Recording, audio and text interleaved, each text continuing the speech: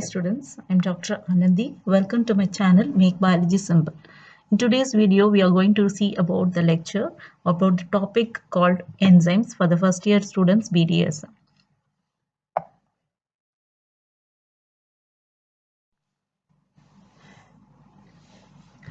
So we have to know what is enzymes.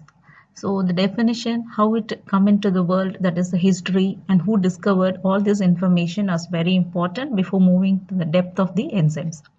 So basically, the enzymes are acting as a biocatalyst. That means which will rate fasten the reaction which undergo in any living organisms. So that is called enzymes. So it is otherwise called as catalyst. Catalyst means it is nothing but acting as an enzyme. So we can term either in this way or that way. So enzymes, biochemically, it is defined as a biocatalyst, which is synthesized in the living cell itself, and they are protein in nature, and some of them acting as an RNA is also acting as a ribozyme, that means enzyme, and some of the immunoglobulin antibodies are acting as a enzymes. So these are the three categories where enzymes plays an important role, and they are thermolabile in character and they are specific in their action. This is very important characteristic features of any enzymes. So now we are going to see what is how they are discovered, who discovered, and all this history part we'll see. Berzelius in 1836, he is the first who coined the term catalysis. So the meaning for catalysis is nothing but to dissolve. And in 1878, Curie is the first person who coined the term enzyme, that is nothing in yeast. And the first person who isolated from the yeast was by Buchner in 1883. And he gave the name for that enzyme as a zymase. So any enzyme the letter which end with ASE is particularly for the enzyme. So based on the substrate it's going to add, it got its name as zymase, or based on the type of reaction it's going to act, it is called as it derived its name. So these are the ways we are getting how to name an enzyme and all. So this is about a basic introduction. What is enzyme, where it is synthesized, what is the nature, and how it is happen in our system. So next we are moving to, there is a specific committee which is organized by the International Union of Biochemistry, and that commission is called Enzyme Commission. The role of this commission is, and they are created in 1961. So the role of this commission is to categorize all the existing enzymes in the society, in the system, or in the world in a particular way of classification. That is nothing but under the specific rules and regulations it has been classified. So that role was taken by the Enzyme Commission, and they concluded finally so many reactions happening in a system, but they finally categorized in the form of OTHLIL. So OTHLIL means basically only these type of reactions will take place in our system. For example, O for OTHLIL, in the OTHLIL, O stands for oxidoreductase, T for transferase, H for hydrolysis, L for liases, I for isomerases, and L for ligases. So this is the basic terms, which is short way to remember all the 6 types of reaction which occur in our system. Mostly this type of reaction will occur, and they categorize this OTHLIL by applying in the enzyme commission, and they only name the enzyme. So enzyme is basically, if we have a particular property of it, what does it means? It should carry one apoenzyme and one coenzyme. So apoenzyme means only the protein part, we call it as apoenzyme. And if a non-protein part is attached with the apoenzyme, then only we call it as an active enzyme or a holoenzyme. That means a functional enzyme. So the coenzyme and almost one more is there, it is called cofactor. So coenzyme or cofactor along with the apoenzyme form a haloenzyme. So I told you this OTHLIL, these are the 6 categorized form of reaction happen in our system. Oxidoreductase means redox reaction. Transferase means if something is transferred. Hydrolysis means bring about the hydrolysis of water or various compounds. Liases means involved in the removal of water, ammonia, carbon dioxide, etc. Isomerases is transferring the isomers in one form to another one. And ligase is joining, that means synthesis reaction. So where any joining process or synthesis steps, definitely ATP is required. So this is a nomenclature which is given by the enzyme commission, how to name an enzyme. For example, this is the 6 different enzymes coming under ORTHLIL: oxidoreductase, transferases, hydrolases, lyases, isomerases, and ligases. So in the case of oxidoreductase, one example we are comparing is alcohol dehydrogenase. Alcohol dehydrogenase. So this is EC is nothing but enzyme commission number. So this is given 1111. That means this 11 belong to one for the oxidoreductase, and these are the other type of reaction where it happened and how it takes place. All these are considered, and basically any enzyme will have four categorized form of numbers. So AC is enzyme commission number, and for these alcohol dehydrogenase we have four sets. So what is the type of reaction it is going to undertake, oxidation or reduction? Both reaction can happen. So for example, A is a substrate and hydrogen is present in the substrate. Along with the B, it forms A and BH2. That means it donates the hydrogen from the A substrate to the B. Now the B product will carry the hydrogen. So addition or removal of hydrogen is nothing but oxidoreductase. Next, transferase. Transferases is something is attached to the substrate. Example is given as hexokinase. So hexokinase, for this the enzyme commission number is given as 2711. So it's a number specific for this enzyme. So here you can see that something is transferred from the substrate A to the product B, sorry, to the substrate B. See that A is carrying some X, that is transferred to B, and now it becomes A plus BX. BX means the X is donated from the A, and now the B is getting the X from the A. And next type of enzyme is called hydrolases. Hydrolases is a lipase. So lipase is nothing but it's an enzyme. The commission number for this is EC3113. So here hydrolysis means basically it is involved in the water. It split the water in the form of HOH and added to the substrate. See for example AB plus HOH. This H is attached to the A, and you can see this AB is splitted to AH plus BOH. So you can see the attachment of the water in both the substrates, and now it is converted into product AH plus BOH. So this is another type of reaction. Next, fourth type is lyases. The example is given as aldolases.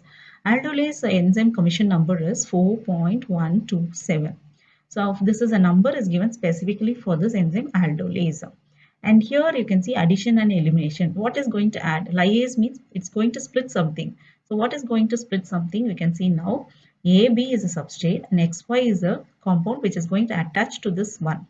So now this XY is splitted. So that is what you have to see now. This XY is splitted and attached to the substrate AB. So what happened? You can see A attached with X and B attached with the Y. So something is splitted and attached to the substrate, and thereby it forms a product. So this type of reaction is called lyases. The next one is isomerases. Isomerases, the example given is triose phosphate isomerase. So here it is converting the interconversion of the isomers. We know isomers are nothing but which have the same molecular formula and but differ in the structure. Say for example glucose and fructose. Glucose and fructose both are sharing the same molecular formula as C6H12O6. But the functional group here for glucose is CHO and for fructose is C double bond O, keto group.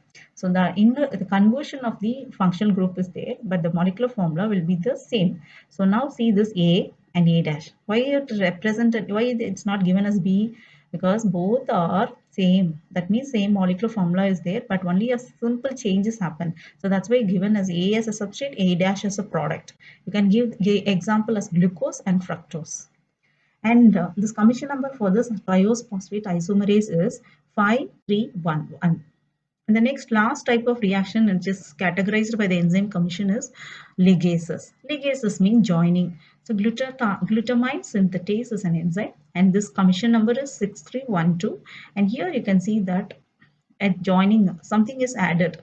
So whenever the synthesis or addition is there, definitely ATP will come because the energy has to be given to this combination. So or condensation. So A plus B, that means A and B are some product, some substrates. So to the substrate and phosphate is attached. So phosphate is cleaved from the ATP and we are getting the energy. So that energy is involved for the combination or condensation. See here they are separate. A and B are separate substrates. See, you can see here it is combined. For the combination or condensation you need an ATP, that is energy. So these are the 6 type of reactions you have to concentrate when the classification of enzymes are there, and along with the enzyme commission number is very important. So next we are moving to what are the basic things which is affecting the activity. We have seen what is enzyme and now we are going to see activity. What does activity mean? Any reaction which undergoes in a system is called enzyme activity. So now particularly we are going to concentrate on what happened, what are the things which is going to control your enzyme activity, or we call it as velocity or rate of reaction. So many ways we can represent the activity of an enzyme. So we'll see one by one. So we have 8 sub factors are there. Concentration of enzyme will affect the activity. Concentration of the substrate will also affect the activity. Effect of temperature, effect of pH, effect of product concentration, effect of activators, effect of time, effect of light and radiation. So these are the basic things which is important in controlling the enzyme activity. So we'll see one by one. Now, concentration of enzyme. So, what does it mean? So, the presence of enzyme is very important for undergoing any reaction. So here, as the concentration of enzyme is increased, the velocity means the rate of the reaction is also increased. So particularly, it is directly proportional. That means as the concentration of enzyme is increased, the velocity of the reaction is also increased. This property of enzyme is made use in determining the serum enzymes for the diagnostic purpose that we'll see under the biological importance of the enzymes. So now we'll see what happened when the concentration of enzyme is increased. See here, as the constant, say this is an x-axis, this is an y-axis. This is a simple way of representing the concentration of enzyme, whether it will influence the rate of the reaction or not. So definitely it will going to influence the reaction because it is directly proportional to the rate of reaction. As the concentration of enzyme is keep on increasing, the activity is also increased. So see that the slope is increased. That shows that the concentration of the enzyme definitely is going to concentrate on the rate of the reaction, and that too in a proportional means directly proportional. That means as the concentration of enzyme increase, the rate of the reaction is also increase. So this will give an idea about the concentration of enzyme is very important for a rate of a reaction. Now the concentration of substrate. So whether before moving to all the other factors, we should know what is substrate. So substrate is the one which go and bind to the enzyme and convert into a product. So substrate is the important in the enzyme initiation, in enzyme activity initiation. So increases the substrate concentration actually also gradually increase the velocity of the reaction. Like what we have seen under the enzyme, here also it is directly proportional. So definitely when the concentration of the substrate is there, the enzyme role will be started. If the enzyme is, if the substrate is not there, enzyme role is not, won't be initiated. So very simple concept. So as the concentration of substrate it increases, the rate of the reaction is also increased. So here this and all we'll see later. Now, as I told you, no, this is a graph which gives an idea about as the concentration increases, the velocity of the reaction is also increases. And now we can see this is a graph which gradually increases. At one state, it reaches a saturation. That means that hereafter it won't increase. That shows that even though if you increase the substrate concentration, based on the concentration of the enzyme, it will stop. So that means the enzyme should this getting saturated. If the enzyme is all fulfilled with the substrate, even if you add a substrate there hereafter, it won't allow the reaction. It shows that saturation has been attained. So there is a limit for the concentration of a substrate also for the regarding with the enzyme. So based on that, this point is we call it as a Vmax. Vmax means velocity of the reaction at the maximum limit. So that half Vmax is we consider as a Km. Km means Michaelis constant. So what is Km represents? Will also give an idea about the substrate towards the enzyme affinity. For example, of one substrate, for example, glucose. Glucose is very having a great affinity towards a glucokinase rather than the hexokinase, because hexokinase will go and attach to any monosaccharide, but glucokinase will attract only glucose. So when the Km is less value, the affinity of the substrate towards the enzyme is greater. So that for that purpose, we calculate the Km value. So here we have to just listen that here based on the substrate concentration, the velocity of reaction is started, and there is a limit for that also, because even if you increase the substrate content beyond the availability of the enzyme, there is a saturation and therefore the reaction won't happen even if you increase the concentration of the substrate.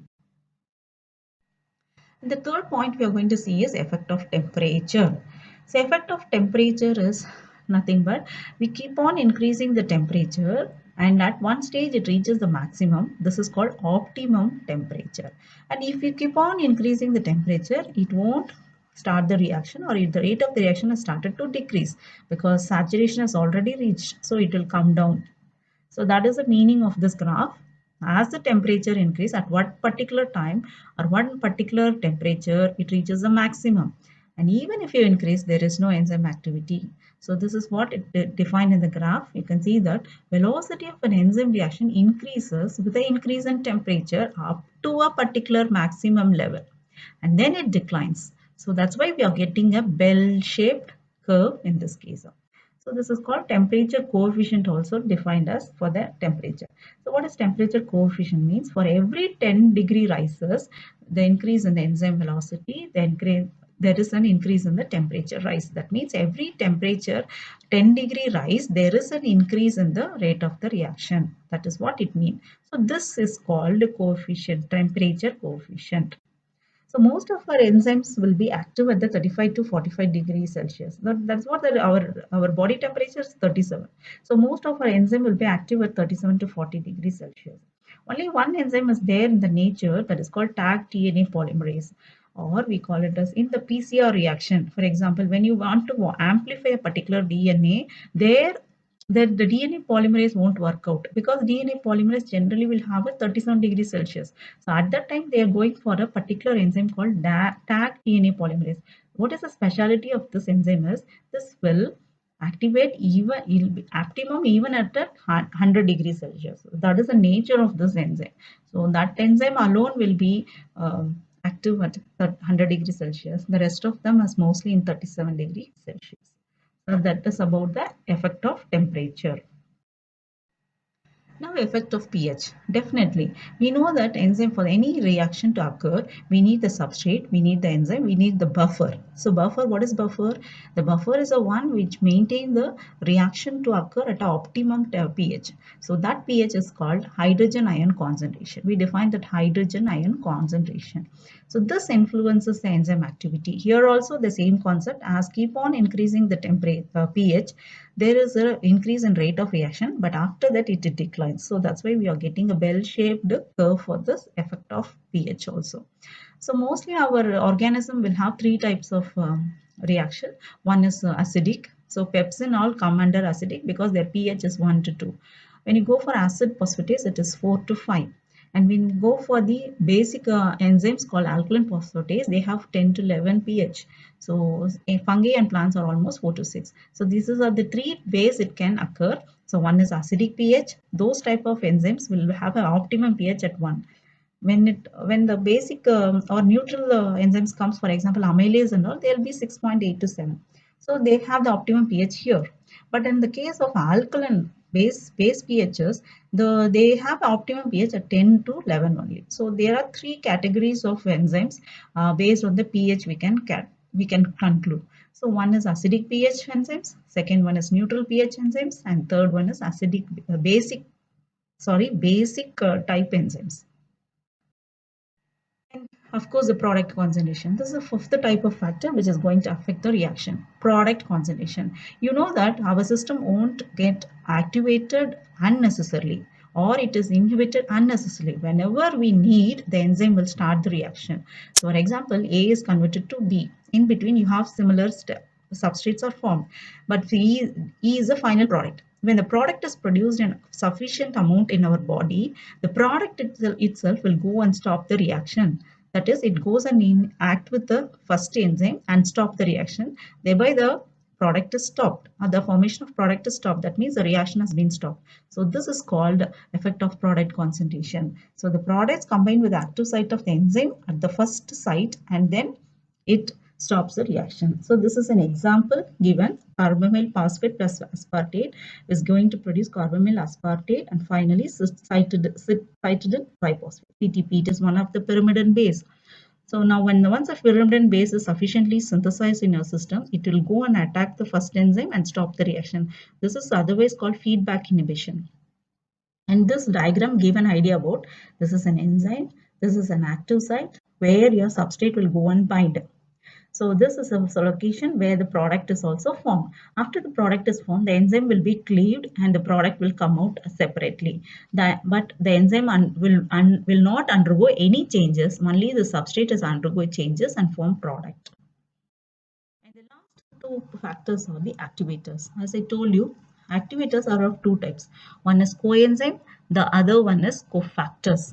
Coenzymes are derived from the vitamin complex, that is B complex vitamins, and activators are mostly metals. For example, they are the metallic cations like Mg2 plus, Mn2 plus, Zn2 plus, Ca2 plus, that means calcium, cobalt, copper, sodium, potassium. All these are along with the enzyme, they also do in a major role in the activation. And then metal activated enzymes are also there. They are called Mg2 plus, Ca2 plus, but then that means they are tightly bound. They are called as metal activated enzymes. So the examples are given here, that nothing but these metals are bind with the enzyme. For example, enolase, ATPase. So they have a specific attraction towards one particular metals, and these metals are along with that enzyme will enhance the reaction. Definitely the activators we itself shows as activators. That means it will enhance the rate of the reaction with along with the enzymes. So examples are given. So many examples are there. I'll tell you. Aldolase contains zinc. Phenol oxidase contain copper. Pyruvate oxidase contain manganese. Xanthan oxidase contain molybdenum. Cytochrome oxidase contain iron and copper as a cofactors. And these are the two enzymes. ATPase. ATPase contain magnesium or calcium. Enolase contain Mg2 plus, and amylase contain chloride. Here is only this thing is a, you can see, anion type. The rest of them are cation type. So the next thing, effect of time and light and radiation. These are the least factors which is also involved for the catalysis or the enzyme activity. Under the optimum conditions like pH and temperature, the time is also important, but it is comparatively less than the important than the pH and the temperatures. So variation in the time of the reaction are generally related to the alteration in the pH and the temperature. So they are relevant. They are dependent upon the pH and temperature. The time is dependent upon the pH and temperature. So these two optimal conditions is reliable on the time also. And the last factor which is going to affect the enzyme activity is light and radiation. We know, of course, the light and the radiation is going to affect the enzyme activity. So we'll see that exposure of the enzymes to the ultraviolet, beta, gamma, and X-rays inactivates certain enzymes. That means enzymes are proteins. So when we expose these enzymes to those lights, they undergo transformation. That means inactivation. That means the changes in the structure will make the enzyme inactive. So due to the formation of peroxides, and UV rays also inhibit salivary amylase activity. So basic concept is, whenever we expose the enzymes to these rays, it undergo the transformation to an inactive form. So when it is inactive, it is not functional. Very simple. So this is the concept of exposure of light and radiation to the enzymes. So these are the factors, 8 factors, which is very important for the activity of the enzyme or the enzyme activity. So that's all in today's session. We have seen a brief about the enzymes, what is enzyme, who discovered, and what is the basic things required for the activity, and what are the factors which affects the enzyme activity. I hope this is a very easy and understandable manner for you, student. Thank you. We'll see the lecture 2, that is continuation of an enzyme, in the next session. Thank you.